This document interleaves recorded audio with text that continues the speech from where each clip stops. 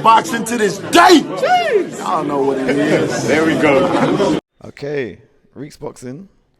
Follow-up interview to the other one that we had with Coach Bobby. We had the WBC heavyweight champion Deontay Wilder down in the club today. Very grateful that you reached out to me and you told me, Rico, do you know what? Come down there. It'll be good for you to meet him. Like, he's gonna be in the community. How did the event go today? Do you know what? It went really well. You can imagine. The whole event, the reason for the event was his team reached out to me and wanted to come down and visit a Brixton boxing club that's doing things with the young people. So we let our young people know, but word got out and it became very busy very quickly. And Wilder just spent, it was great having him down here. You know, he spoke to the kids, but he made time to speak to as many young people as he could, and we had loads of them in here. So I'm really, really grateful for him coming down and giving his time to the kids, because it's something they'll remember for the rest of their life because of the position he's in as a champion and how he came up.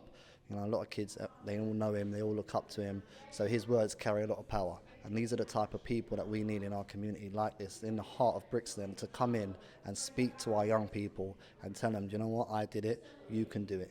And it's not every day they get to hear that from someone as high profile as Deontay Wilder. So, you know, we'll all be rooting for him. It doesn't matter, you know, America, England, whatever country, if you're doing something successful in life and you come back and you give your time to pass on that knowledge and that wisdom, that's brilliant, man. So I really, really respect him for doing it. What I really liked today as well is that there was a structure, and it went out the window because so many people came in, and he didn't get overawed by the situation. He wasn't at any point. It didn't look like he ever wanted to leave. Like, the more and more people that were coming in, he's giving them time, shook everyone's hand. How did you look at him as a person after seeing him in the flesh and giving extra, where they were trying to usher him out at one point, but he wouldn't go? Listen, they were trying to get him out of here for a good 2 hours, seriously, because I think initially he was meant to stay here for 45 to 60 minutes. He ended up being here for a good few hours because and like I said, we get so many kids come through here. You know, we really are a community club, and they come through, and obviously as soon as one hears about someone like Deontay coming down, a load of them come in and start to hear about it. So we had loads of them in here, and I just felt like he's the sort of person where he wanted to make time for everyone, not leave anyone out, and it was brilliant. You know, he took individual pictures, he took group pictures. I heard Bomb Squad about 17 times per hour. Do you know what I mean? He was screaming and shouting all around the gym. But like I say, man, just grateful to have him down. It's something that, you know, the kids more than anything will remember for forever. You know what I mean? Because he holds the most prestigious belt in boxing, I think. Some people may agree or disagree with the WBC World Heavyweight Championship. You know, it's a special title to have.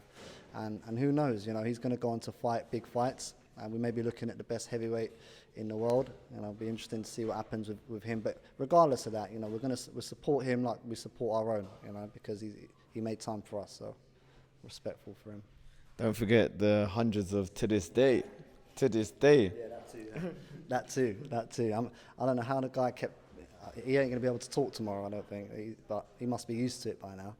But yeah, man, just getting him down. He was in the ring. You know, he had the ring to himself at the start, and then towards the end, obviously, people going in and out the ring.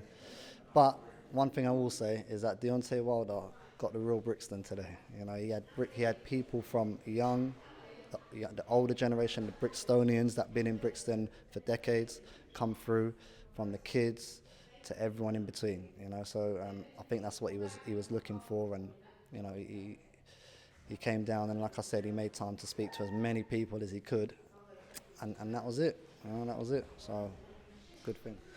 All right, man. Well, that'll wrap that up. Like, it was great to see Wilder today. Thanks again, Bobby. Like, you know. You're doing your thing as well. You're doing your thing. And I see what I liked about you and your channel, and I said this to you on the phone, was you make time for the amateurs. And I'm an amateur coach. I'm a hardcore amateur coach. I love amateur boxing.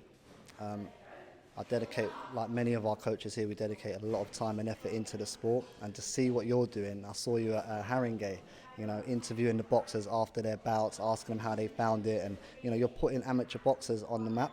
And there's not a lot of people doing that whatsoever. So as soon as I heard about someone like him come down, you know, it's all about pushing each other, and it's all about supporting each other, because we're all sort of in the same game, and we all do it for the love and the love and the passion of the sport, whether it's interviewing or coaching or boxing. You know, we're a family, so I had to reach out to you. You know what I mean? I had to bring you down and let you do your thing. So he's the last one here, you know. You know, trust me, there's no one else in about 3-4 people in the gym. And here he is, man. So good luck, bro. Good luck. Yeah? Bless up, man. No problem. All right, bro. Definitely going to get that bit in, innit?